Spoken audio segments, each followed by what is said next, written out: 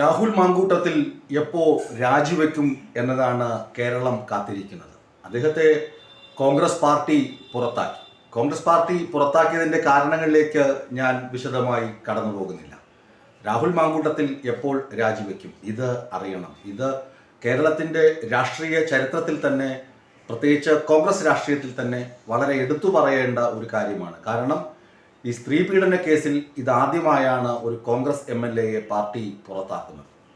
വെറും 19 വർഷം കൊണ്ട് പത്തനംതിട്ട ജില്ലയിലെ കാത്തലിക് കോളേജിൽ പ്രീ ഡിഗ്രി പഠിക്കാൻ ചെന്ന് അവിടെ നിന്ന് KSU പ്രവർത്തകനാകുന്നു, KSUവിൻ്റെ യൂണിറ്റ് ഭാരവാഹി, അത് കഴിഞ്ഞിട്ട് പത്തനംതിട്ട ജില്ലാ പ്രസിഡന്റ്, NSUIയുടെ ദേശീയ നേതൃത്വം, അത് കഴിഞ്ഞ് KSUവിൻ്റെ തന്നെ ജനറൽ സെക്രട്ടറി, സംസ്ഥാന സെക്രട്ടറി, അങ്ങനെ യൂത്ത് കോൺഗ്രസിൻ്റെ ജനറൽ സെക്രട്ടറി, യൂത്ത് കോൺഗ്രസിൻ്റെ സംസ്ഥാന president. 2024 December 4 Rahul Mamkootathil MLA ആയി സത്യപ്രതിജ്ഞ, അല്ലെ MLA ആവുകയും ചെയ്യുന്നു. ജനങ്ങൾ തെരഞ്ഞെടുത്തതാണ്, അല്ലാതെ കെട്ടിയിറക്കിയതൊന്നുമല്ല. സ്ഥാനാർത്ഥിത്വം എന്തുവെന്ന വിവാദമൊക്കെ ആയിട്ടുണ്ടെങ്കിലും അദ്ദേഹത്തെ ജനങ്ങൾ, പാലക്കാട് നിയോജക മണ്ഡലത്തിലെ ജനങ്ങൾ തിരഞ്ഞെടുത്ത വ്യക്തിയാണ്. ഈ ഒരു വർഷം കൊണ്ട്, അതായത് 2 പതിറ്റാണ്ടിൻ്റെ രാഷ്ട്രീയ ഭാവി അല്ലെങ്കിൽ രാഷ്ട്രീയ ചരിത്രം പരിശോധിക്കുകയാണെങ്കിൽ 19 വർഷം നീണ്ട വലിയ വളർച്ചയും ഗ്രാഫ് കുത്തനെ വളരുകയായിരുന്നു രാഹുൽ മാങ്കൂട്ടത്തിൽ. എന്നാൽ MLA ആയതിനു ശേഷം 2024 മുതൽ 25 വരെ നോക്കുകയാണെങ്കിൽ അയാളുടെ ഗ്രാഫ് താഴേക്കാണ്. 2025 ഓഗസ്റ്റിൽ ആദ്യ വെടി പൊട്ടി. പിന്നീട് ആദ്യത്തെ വെളിപ്പെടുത്തലുകൾ വന്നു, ശബ്ദ സംഭാഷണങ്ങളും ചാറ്റുകളും ഒക്കെ പുറത്തു വന്നു. അതിനുശേഷം ഹു കേസ് എന്ന് പറഞ്ഞ് നടന്ന രാഹുൽ മാങ്കൂട്ടത്തിനെ കോർട്ട് കേസ്, അല്ലെ ലോ കേസ്, നീതിന്യായ പീഠം ഇതിനെയൊക്കെ കെയർ ചെയ്യുന്നു, ഇതൊക്കെ നിരീക്ഷിക്കുന്നുണ്ട് എന്ന് വരുന്ന തരത്തിലേക്ക് കാര്യങ്ങൾ മാറി. ഇതാണ് രാഹുലിൻ്റെ രാഷ്ട്രീയ ഗ്രാഫ്. 2 പതിറ്റാണ്ടിൻ്റെ രാഷ്ട്രീയ ഗ്രാഫ് നോക്കുകയാണെങ്കിൽ 19 വർഷം മികവുറ്റ പോരാട്ടം, മികവുറ്റ സ്ഥാനങ്ങൾ. കേരള രാഷ്ട്രീയത്തിൽ തന്നെ വലിയ നേതാവാകും, കോൺഗ്രസിൻ്റെ രാഷ്ട്രീയത്തിൽ വലിയ നേതാവാകുമെന്ന് എല്ലാവരും പ്രതീക്ഷിച്ചിരുന്ന വ്യക്തി. പക്ഷേ വീണിതല്ലോ കിടക്കുന്നു ധരണിയിൽ ശോണിതവും അണിഞ്ഞയ്യോ ശിവശിവ എന്ന അവസ്ഥയായി രാഹുലിൻ്റേത്. എന്നാൽ രാഹുലിന് വേണ്ടി മുറവിളി കൂട്ടുന്ന ചില ആളുകളുണ്ട്, രാഹുൽ ഈശ്വർ പോലെയുള്ള ആളുകൾ. അങ്ങനെ കുറേ ആളുകൾ രാഹുലിനെ പിന്തുണച്ച് രംഗത്ത് വന്നു. ഒപ്പം മുണ്ടക്കയത്ത് നിന്ന് ഒരു കോൺഗ്രസ് നേതാവ്, മുണ്ടക്കയത്ത് നിന്നുള്ള ഒരു കോൺഗ്രസ് നേതാവ് വനിത പറയുന്ന വാക്കുകൾ ശ്രദ്ധേയമാണ്. അവരുടെ പോസ്റ്റ് വളരെ സ്പഷ്ടമായി പറയുന്നു. നീ ഒരു ബാഹുബലിയാണ്.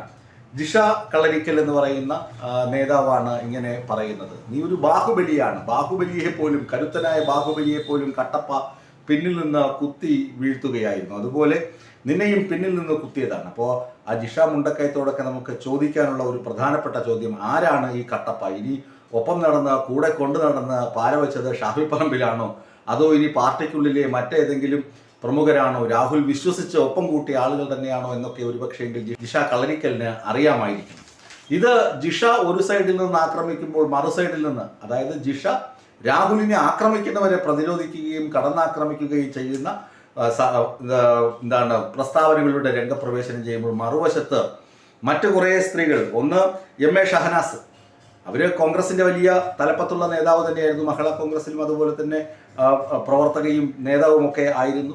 അവർ കഴിഞ്ഞ ദിവസം കോഴിക്കോട് ഈ സാംസ്കാരിക സാഹിതിയുടെ വാട്സപ്പ് ഗ്രൂപ്പിൽ നിന്ന് പുറത്താക്കി. അതിന് കാരണം മറ്റൊന്നുമല്ല, ഷാഫി പറമ്പിലിനോട് രാഹുൽ മാങ്കൂട്ടത്തിൽ യൂത്ത് കോൺഗ്രസിൻ്റെ സംസ്ഥാന അധ്യക്ഷനായപ്പോൾ ഈ ഷഹനാസ്, ഈ ലേഡി ഷാഫി പറമ്പിലിനോട് തന്നെ പരാതി പറഞ്ഞിരുന്നു. പെണ്ണുങ്ങൾക്ക് വളർന്നു വരാനുള്ള വേദിയാണ് ഈ യൂത്ത് കോൺഗ്രസ് എന്ന് പറയുന്നത്. പക്ഷേ രാഹുൽ മാങ്കൂട്ടത്തിനെ അവിടെ കൊണ്ടിരുത്തി കഴിഞ്ഞാൽ ആ വളർച്ച നടക്കുകയില്ല, തകർന്ന് തരിപ്പണമായി പോകുമെന്ന് മുൻകൂട്ടി പറഞ്ഞിരുന്നു. അപ്പോൾ ഷാഫി പറമ്പിൽ പുച്ഛിച്ച് തള്ളി. ഈ പരാതി പ്രത്യക്ഷത്തിൽ പറഞ്ഞതോടുകൂടിയാണ് ഷഹനാസിന്റെ ചീട്ട് കോൺഗ്രസ്സുകാർ വലിച്ചു കീറി കുപ്പത്തൊട്ടിയിലിട്ടത്. അതിന് DCC പ്രസിഡന്റ് പ്രവീൺ കുമാർ ഉൾപ്പെടെയുള്ള ആളുകൾ ഉത്തരവാദിത്വമുണ്ട്, അല്ലെങ്കിൽ അവരുടെ അറിവോടുകൂടിയാണ് ഇത് നടന്നതെന്നാണ് ഷഹനാസ് ഇപ്പോൾ പറയുന്നത്. ഇനിയുമുണ്ട് ഡോക്ടർ സരിൻ്റെ വൈഫ് ഡോക്ടർ സൗമ്യ, അവർ പറയുന്നത് പാലക്കാടേക്ക് കെട്ടിയിറക്കരുതെന്ന് സരിൻ പലതവണ പറഞ്ഞു. ഇയാൾ മോശപ്പെട്ട ക്യാരക്ടറാണ്, പാലക്കാടിന് ജനങ്ങളുടെ മേലിൽ ഇയാൾ അടിച്ചേൽപ്പിക്കരുതെന്ന് പറഞ്ഞു. പക്ഷേ അടിച്ചേൽപ്പിച്ചു. മുമ്പേ പറഞ്ഞതാണ്, പലനാൾ സത്യം ഒരു നാൾ പിടിക്കപ്പെടും, പലനാൾ കള്ളം ഒരു നാൾ പിടിക്കപ്പെടും എന്നാണ് സൗമ്യയുടെ വാക്കുകൾ. അതുപോലെ ഡോക്ടർ സൗമ്യ അങ്ങനെ പറയുന്നു, റിനി ആൻഡ് ജോർജ് പറയുന്നു. അങ്ങനെ ഒരു കൂട്ടം സ്ത്രീകൾ രാഹുലിനെ കടന്നാക്രമിക്കുമ്പോൾ രാഹുലിൻ്റെ പ്രവർത്തനങ്ങളെയും രാഹുലിനെതിരെയുള്ള വെളിപ്പെടുത്തലുകളെയും സ്ഥിരീകരിച്ചുകൊണ്ടും അല്ലെങ്കിൽ അത് സത്യമാണ്, രാഹുൽ ഇങ്ങനെ മോശപ്പെട്ട ക്യാരക്ടറിന് ഉടമയാണ് എന്ന് പറയുമ്പോൾ മറുഭാഗത്ത് സ്ത്രീകൾ തന്നെ രാഹുലിനെ പിന്തുണച്ച് മുന്നോട്ട് വരുന്ന കാഴ്ചയും കോൺഗ്രസിനുള്ളിൽ തന്നെ കാണുന്നുണ്ട്. ഇതാണ് കോൺഗ്രസ് രാഷ്ട്രീയത്തിൻ്റെ ഒരു പ്രത്യേക സ്വഭാവം. ഞാൻ പറഞ്ഞത് മറ്റൊന്നുമല്ല, വളരെ വേഗം വളർന്ന് ശരവേഗത്തിൽ വളർന്നു വന്ന് പഠോ എന്ന് പറഞ്ഞ് വീണ രാഹുൽ മാങ്കൂട്ടത്തിൽ, ഒരുപക്ഷെ മുഖ്യമന്ത്രി വരെ ആകാമായിരുന്ന രാഹുൽ മാങ്കൂട്ടത്തിൽ എന്ന നേതാവിൻ്റെ പതനം ഒരുപാട് പേര് ആഘോഷിക്കുന്നുണ്ട്. പക്ഷേ ഞാനതിനെ നോക്കിക്കാണുന്നത് ഒരു രാഷ്ട്രീയ ഗ്രാഫ്, 2 പതിറ്റാണ്ടിൻ്റെ രാഹുലിൻ്റെ രാഷ്ട്രീയ ജീവിതമാണ് ഞാൻ പറഞ്ഞത്. അതിനൊപ്പം സ്ത്രീകളാണല്ലോ പരാതിക്കാരായി രംഗത്ത് വന്നത്. അതേ സ്ത്രീകൾ തന്നെ രാഹുലിനെ പിന്തുണയ്ക്കുന്ന കാഴ്ച ഉണ്ട്. ഒപ്പം ചില സ്ത്രീകൾ രാഹുലിനെ വിമർശിക്കുകയും ചെയ്യുന്നു. ഇനി എന്ന് രാഹുൽ കീഴടങ്ങും അല്ലെങ്കിൽ പോലീസ് അറസ്റ്റ് ചെയ്യും എന്നുള്ളത് പ്രത്യേക അന്വേഷണ സംഘത്തിൻ്റെ കയ്യിലിരിക്കുന്ന കാര്യമാണ്. രാഹുൽ ഹൈക്കോടതിയിലേക്ക് ജാമ്യത്തിന് വേണ്ടി പോയിട്ടുണ്ട് എന്നത് മറ്റൊരു വസ്തുത.